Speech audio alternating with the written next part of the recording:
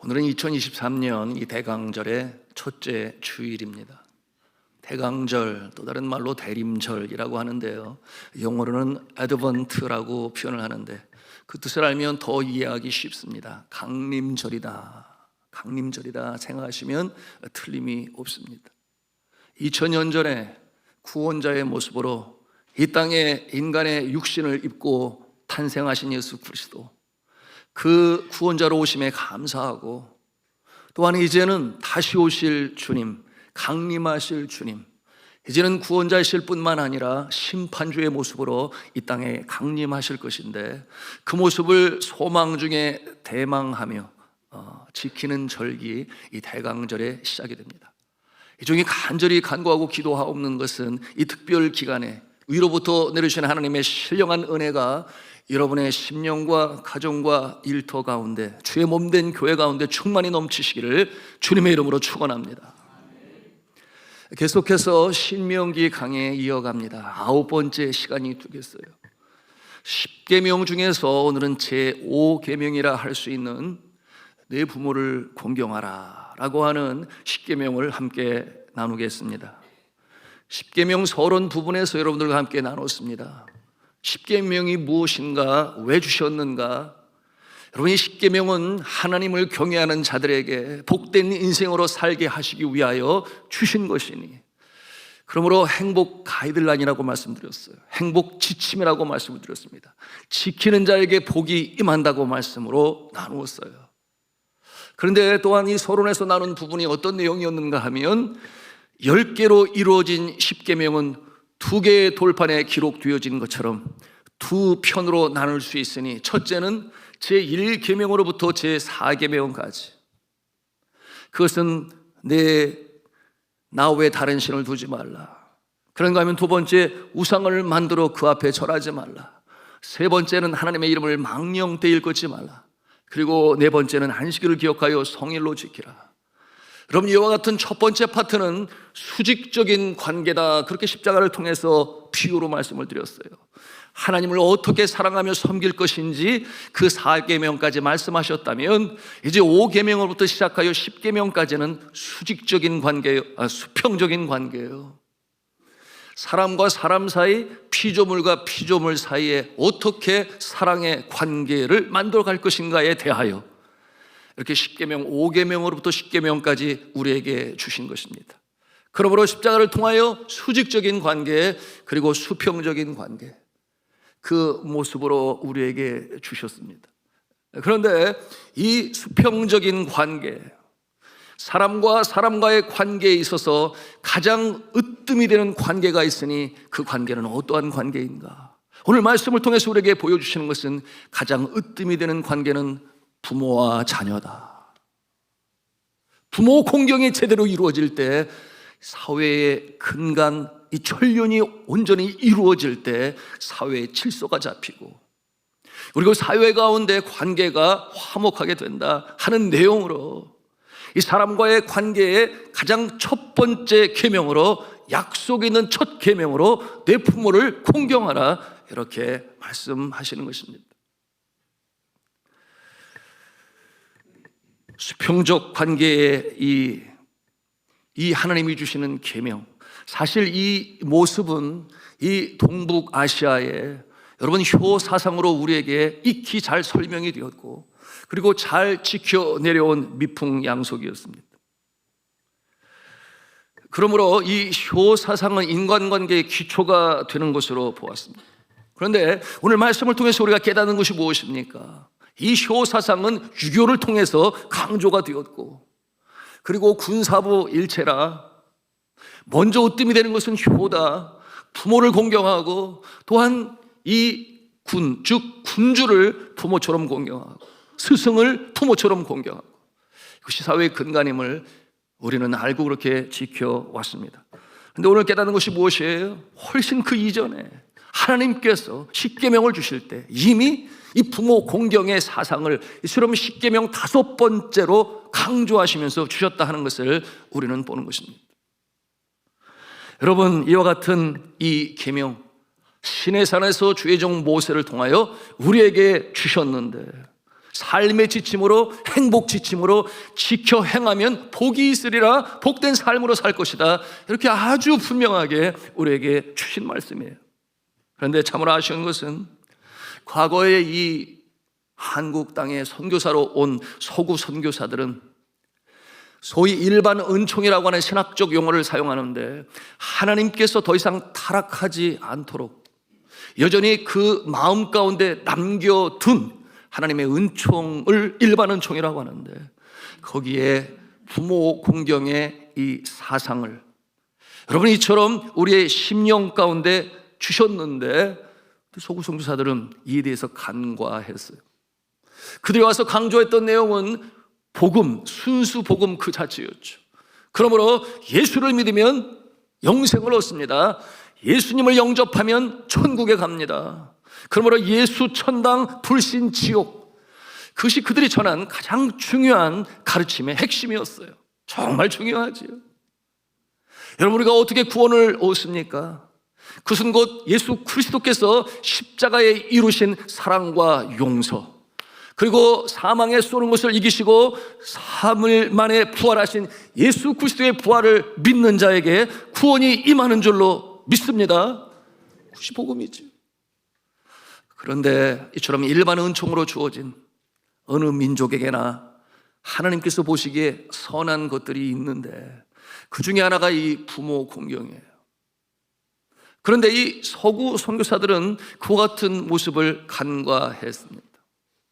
그러므로 이처럼 부모를 공경하는 모습은 곧 하나님께서 말씀하신 것이요, 주님께서 10계명에 우리에게 5번째 계명으로 주신 것이니 열심히 잘 지켜 행하라, 이렇게 강조했으면 얼마나 좋았겠습니까? 그러지를 못했어요. 비교적 서구 문명 속에는 그와 같은 효사상이 없기 때문에 그렇게 간과된 것입니다. 여러분, 그들은 어떤 생각을 가지고 있었는가? 2000년에 유구한 기독교 그 풍요로운 전통 속에 그 발판을 마련하고 발전되어진 서구 문명을 무엇으로 보았는가? 성경적이다, 그렇게 결론을 내렸어요. 여러분, 그들이 갖고 있는 전통 문화가 다 성경적인가? 라고 우리가 질문해 볼 때 그렇지 않은 부분들도 많이 있습니다. 예를 들어서 결혼식을 할 때 꼭 하얀색 웨딩 드레스를 입어야 합니까? 나라마다 달라요. 그것을 성경적이라 말할 수 있겠습니까? 그런가 하면은 그들은 식사를 할 때에 손을 사용하지 아니하고 손을 사용하지만 포크와 나이프를 통해서 식사를 합니다. 그러나 손가락으로 여전히 먹고 있는 그 모습도 있는데, 어떤 모습이 더 성경적이에요? 말할 수 없어요. 제가 선교지에서 지방 여행을 하게 될 때 네팔 선교사는 초짜였으니까 밥을 먹는데 이 손가락으로 먹는 것이 참 익숙하지가 아니에요. 그래서 식당 주인에게 부탁하기를 혹시 스푼이 있냐고. 그랬더니 가만히 이렇게 쳐다보더라고요. 그러더니 알았다고 기다리라고 그러더니 나갔는데 한참 시간이 가도 안 와요. 밥은 식어가고 있는데. 결국은 나중에 숟가락을 2개를 준비해 왔는데 얼마나 꼬재재한지. 그래서 왜 그런가 물어봤더니 우리 마을에 숟가락을 가지고 있는 사람이 별로 없어요. 그러면서 그것을 주면서 하는 말씀이, 나는 내 손가락이 더 깨끗할 것 같은데 남의 입에 들어왔다 나갔다 들어왔다 나갔다 그 숟갈이 더 깨끗한가요? 그렇게 저한테 반문을 하는 거예요. 그래서 생각해 보니까 그럴듯하기도 한데, 물론 나중에는 손가락으로 먹을 수 있게 되었습니다만, 서구 선교사들이 가지고 있는 자신들의 문화가 성경적이다, 그러므로 지켜 행해야 된다.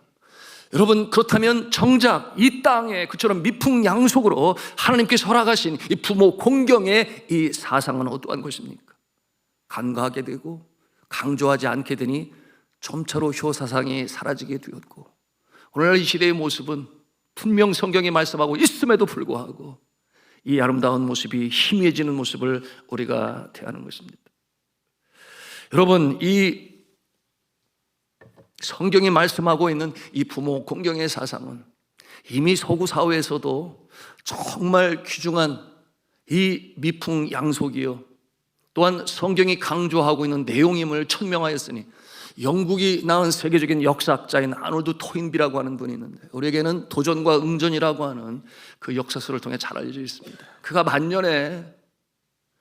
만년에 이와 같은 말을 남겼어요. 한국에서 장차 인류 문명에 크게 기여할 것이 있으니 그것은 부모를 공경하는 효 사상이다, 그런 말을 했어요. 그런가 하면 20세기 자유주의 신학과 결별을 하고 이 신학을 세운 소위 신정통주의라고 하는데요, 칼 바라트라고 하는 유명한 신학자는 이 동아시아 국가들을 방문한 이후에 이와 같은 말을 남겼습니다. 동아시아는 효 사상 때문에 도덕이 보존될 수 있을 것이다. 그의 말은 이 효 사상으로 인해 우월한 이 동아시아의 덕목을 바르게 평가한 것이었습니다. 내 부모를 공경하라. 이 계명은 시대를 초월하여 구약 시대에만 있었을까요? 그렇지 않아요. 신약 시대에 와서도 계속해서 이것은 지켜야 할 하나님의 계명으로 여기게 되었으니 예수 그리스도께서는 뭐라고 말씀을 하셨을까요? 이 부분에 대하여 마태복음 19장 19절에 말씀하십니다. 내 부모를 공경하라. 예수 그리스도께서는 이 계명을 마땅히 지켜야 할 법도로, 그리고 그 모습이 곧 하나님을 온전히 섬기는 데 있어서 반드시 지켜야 할 계명이다 강조했어요. 여러분, 이와 같은 내용은 신약 성경 요한 1서 4장 20절에 연결되어지는데요, 이 구절을 우리 같이 한번 한 음성으로 합독하시겠습니다. 시작. 누구든지 하나님을 사랑하노라 하고 그 형제를 미워하면 이는 거짓말하는 자니 보는 바 그 형제를 사랑하지 아니하는 자는 보지 못하는 바 하나님을 사랑할 수 없느니라. 아멘. 자, 이 말씀에서 보이는 형제를 사랑하지 아니하고 하나님을 사랑한다, 그것은 어불성설이다, 그것은 말이 되지 아니한다. 여러분, 형제 중에 가장 가까운 형제가 누구냐 하는 것인데 바로 부모라고 하는 것입니다. 자녀라고 하는 것입니다. 내가 부모를 공경하지 아니하면서 보이지 아니하는 영이신 하나님을 공경한다, 그 모습은 하나님께서 기뻐하시는 모습이 아니라는 것이에요. 그러므로 우리가 하나님의 사랑, 이 하나님 사랑을 온전히 이루기 위해서는 오늘 십계명의 제5계명으로 주신 네 부모를 공경하라, 이 말씀을 지켜 행하시기를 주님의 이름으로 부탁합니다. 이런 얘기를 들었어요.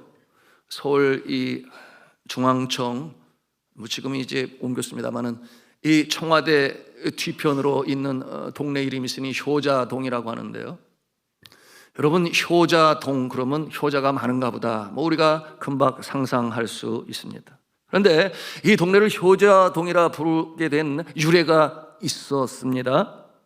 어떤 할아버지가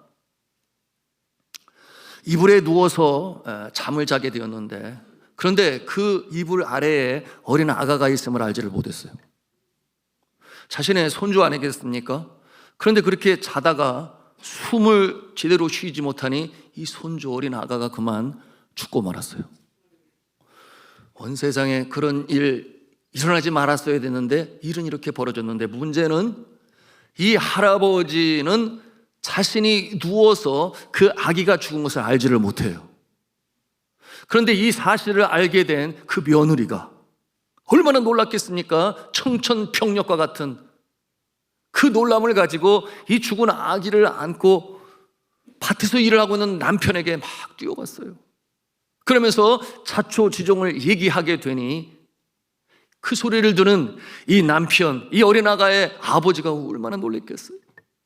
그런데 그 죽은 아가의 모습을 보면서 하는 말이, 야, 이 녀석아, 왜 너는 그렇게 할아버지의 마음에 아픔을 주려고 그렇게 했어? 그러면서 원망하는 소리로 자신의 손을 들어서 아주 호되게 이 아가의 얼굴을 쳤더니 온 세상에 이 아가가 벌떡 깨어났다고 하는 것 아니겠습니까?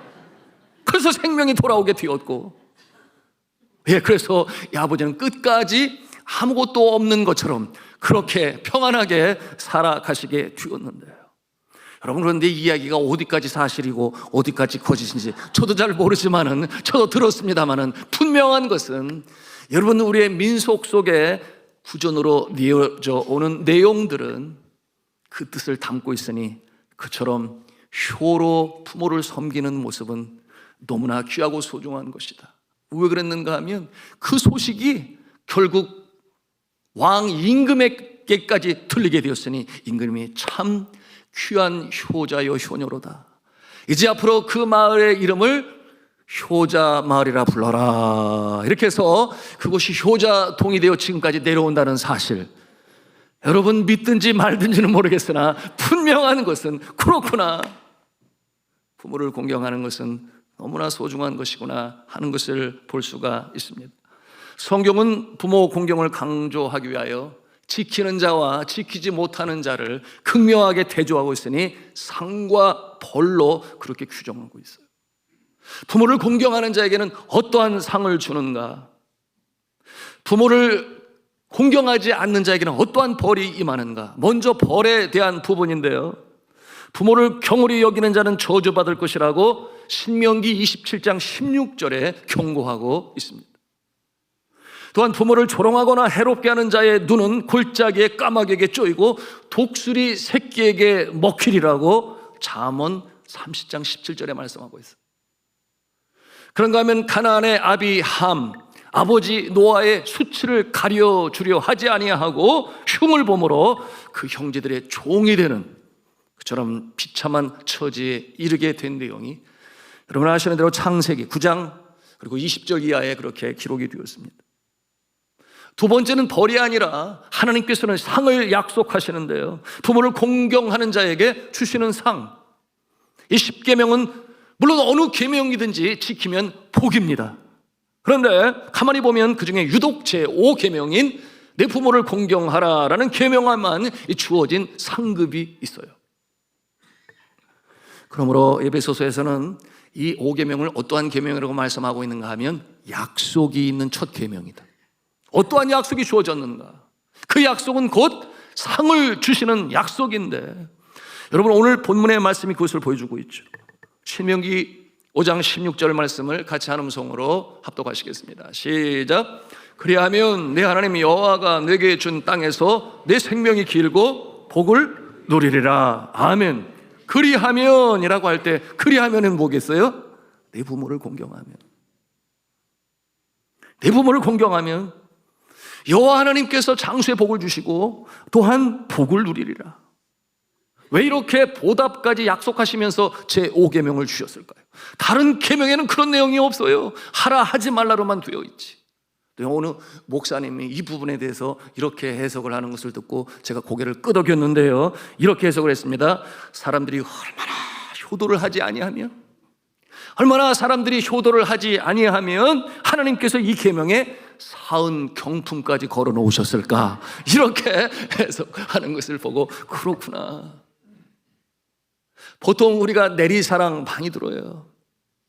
내리사랑, 하나님께서는 생육하고 번성하여 땅에 충만케 하시려고, 그래서 모든 어머니 아버지의 마음에 이 자식 또는 동물의 세계에서는 새끼라고 할 수 있는데 어쩌든지 보호할 수 있도록 그렇게 프로그래밍화라는 말을 사용하기도 하는데요, 그러나 정작 내리사랑의 반대가 뭐예요?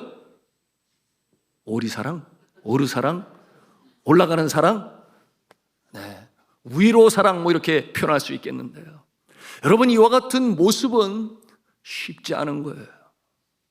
어려운 거예요. 누구나 다 알아요. 그렇기 때문에 하나님께서는 계명으로 정하셨어. 반드시 지켜야 한다. 거기에다가 40경품까지 더하셨어.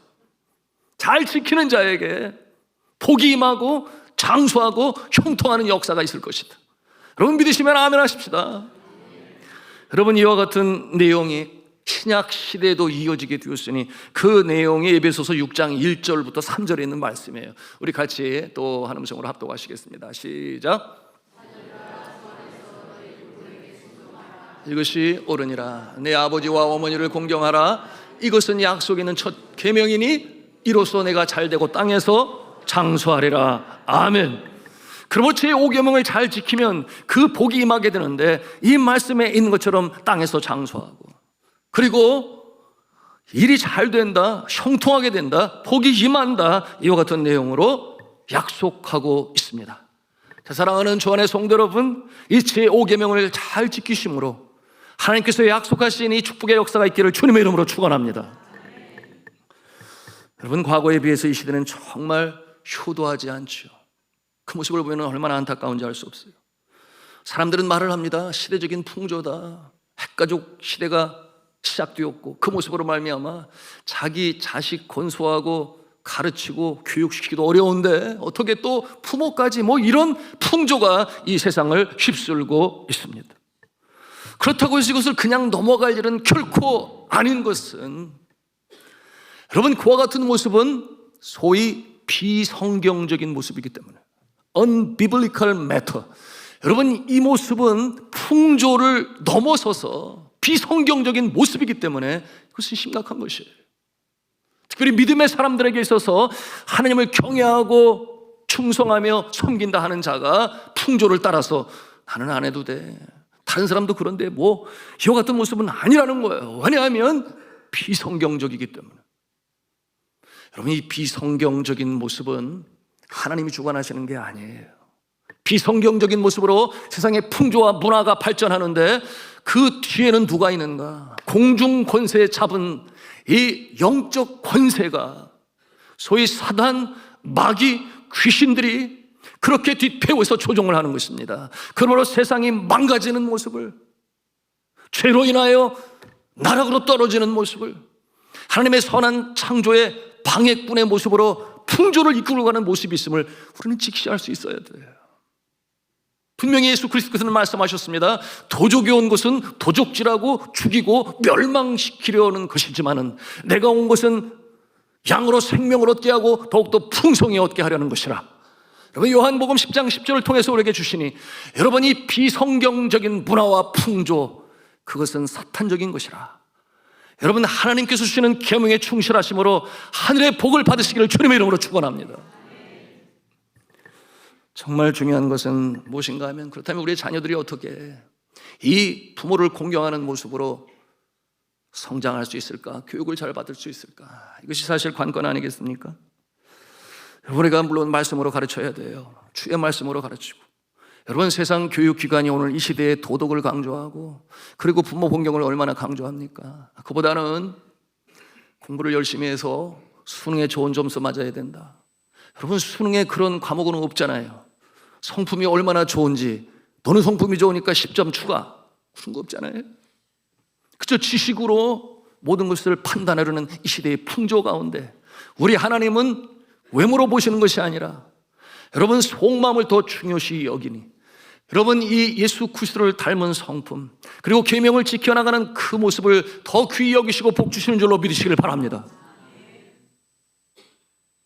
그러므로 우리가 세상을 의지할 수 없어요. 세상 교육에 다 맡길 수 없어요. 우리의 자녀들을 그렇게 맡길 수 없다 그 말이에요. 주일학교는 얼마나 소중하고 귀합니까? 이 말씀으로 가르치는 곳이 썬데이 스쿨이라고 하는 주일학교 아니겠어요?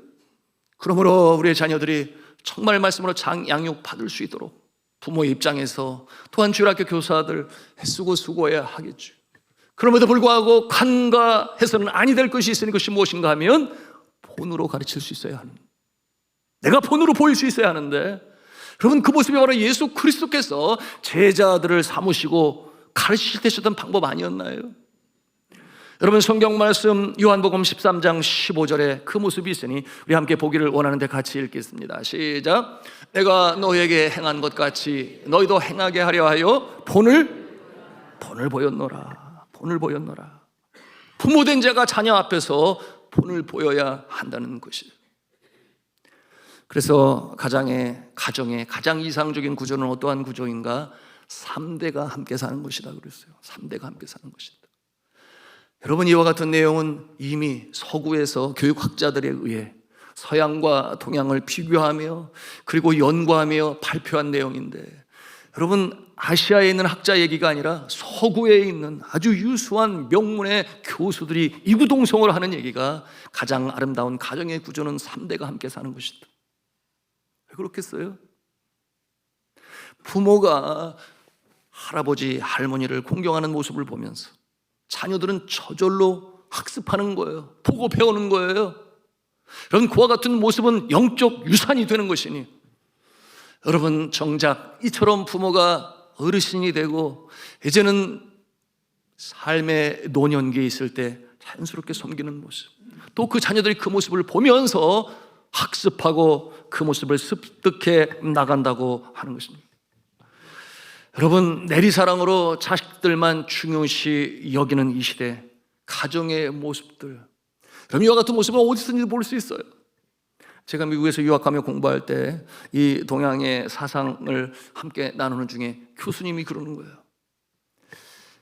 미국 부모들을 보았느냐, 얼마나 자녀들을 사랑으로 아끼느냐, 심지어는 학교 스쿨버스를 움직이지 않는 학교들이 막 일어났어요. 왜냐하면 부모가 차로 직접 데려다 주라고, 그리고 데리고 오라고, 그러는 가운데 대화라도 하고 사랑을 전하라고.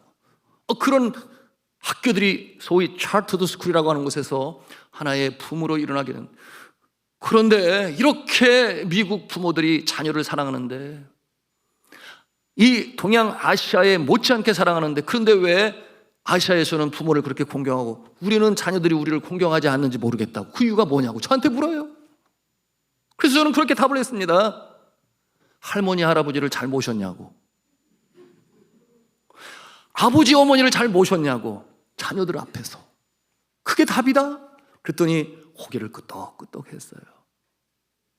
자, 사랑하는 성도 여러분, 내 부모를 공경하라. 그리하면 내가 이 땅에서 잘되고 장수하리라. 귀한 말씀으로 주시는데, 여러분 2부 예배 시간에 우리 젊은 청년들 있잖아요, 쉬운 성가대. 그래서 그렇게 하기를 바란다 그랬더니 그 친구들은 가만히 이러고 있는데, 나이 드신 어르신들이, 이미 부모가 다 하늘나라 떠나신 분들이 아멘 그렇게 답을 하시는 거예요. 그래서 얘들아 좀 들어라, 아마 그런 의미로 그렇게 아멘 소리가 컸는지는 모르겠지만, 여러분 이 시대 우리 믿음의 사람들은 부모님이 먼저 하늘나라 가셨다 해서 우리가 이처럼 성경이 말하는 내용에 나하고는 상관없어 그런 거 아니라, 여러분 교회 안에 어르신들을 섬기시기를 바랍니다. 나의 가까운 이웃 가운데 어르신들을 섬기고, 저는 그런 모습을 자주 보아요. 나의 어머니처럼 섬기는 그 모습. 그래서 병원에도 찾아뵙고, 또 요양원에도 찾아뵙고, 장례식장은 말할 것도 없고, 그렇게 마음에 어머니처럼 섬기는 이 모습은 오늘 약속하신 내가 이 땅에서 잘되고 장수하리라, 이 복이 임하는 줄로 믿으시기를 바랍니다. 이와 같은 본이 이 사회의 근간이 될 때에 이것이 천륜의 모습이요, 젊은 사람들도 보고 배우는 거예요. 그렇구나, 그렇구나, 성경이 그렇게 말씀하고 있구나. 한 가지 재미있는 얘기가 있었는데요, 뭐냐면 선교지에 있으니까 제가 한국에 자주 방문하지 못하잖아요. 제 아내도 마찬가지고. 그런데 저희 아이들은 한국을 너무 좋아해요.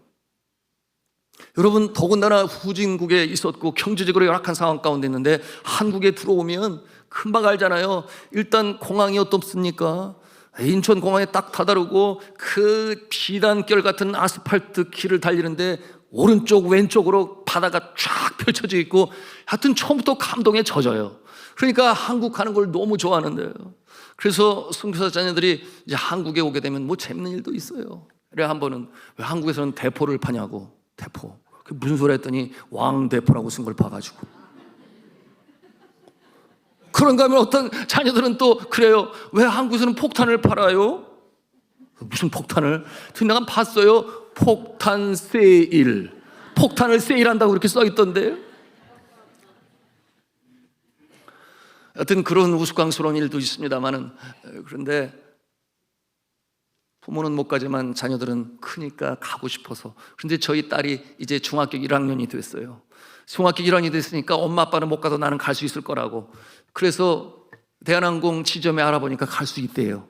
그래서 이 승무원에게 잘 알려주고 누가 나오는지를 확실히 신고를 하고 등록을 하면 중학교 1학년 학생도 갈 수 있다는 거예요. 그래서 이제 보내게 되었는데 한편으로 염려되잖아요. 잘 도착했는지. 그리고 저쪽에서는 할머니 할아버지가 또 얼마나 잘 오는지 기다리겠습니까? 기다리죠. 그래서 기다리는 중에 띵동 하고 벨소리가 울려서 문을 열어보니까 거기 손녀가 서 있는데, 뭐 키도 아담하고 중학교 1학년이니까 얼마나 크겠어요. 그런데 얼굴이 벌게가지고 땀을 뚝뚝뚝뚝 뿌리고 있는데 온몸이 땀으로 젖었어요. 보니까 세상에 얼마나 무거운 그 수박 큰 거 하나를 들고서 과일 가게에서 사가지고 그 아파트까지 꽤 거리가 되는데 그거를 낑낑대고 들고 왔단 말입니다. 그 모습을 보니까 한편 마음이 짠하기도 하고 한편 감동에 젖게 되었는데, 왜 그렇겠어요? 할머니 할아버지 드시라고 그 심해 겨운 그 수박을 들고서 그렇게 땀을 삐질삐질 흘리고 왔단 말입니다. 그 모습을 보면서 감동해지는데 나중에 들은 얘기예요. 아이고, 하는 짓이 왜 이렇게 지혜비 지혜 어머니와 똑같냐 그래. 제 자랑하는 게 아니에요. 지금 본론이 중요합니다.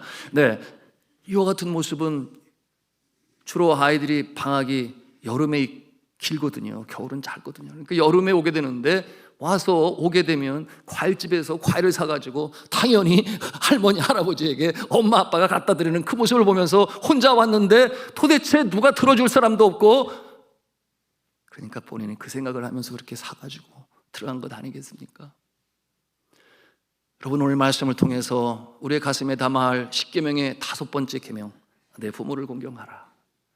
여러분, 이와 같은 모습으로 본을 보이셔서 다시금 이 하나님께서 기뻐하시는 이 아름다운 사회를 이루는 일에 우리 믿음의 사람들이 먼저 이와 같은 모습으로 주의 영광을 나타내시기를 주님의 이름으로 축원합니다. 그럴 때에 이 냉랭한 사회, 자기밖에 모르는 극단적인 이기주의가 판을 치고 있는 이 시대에 심지어는 가족 안에서도 부모와 자녀 간에 일어나는 이 갈등들, 믿음의 사람들 먼저 된 부모들이 그 본을 보이고, 또한 이미 하늘나라 가셨다면 우리 어르신들을 사랑으로 섬김으로 이처럼 아름다운 미풍양속이여 주님께서 이 땅에 허락하신 이 부모 공경의 사상이 다시금 부활이 되고, 이 사회가 냉랭한 것이 아니라 행복한 가정, 그러므로 10계명이 행복 지침인 것처럼 지키심으로 복을 받으시는 저와 여러분 다 되시기를 주님의 이름으로 축원합니다.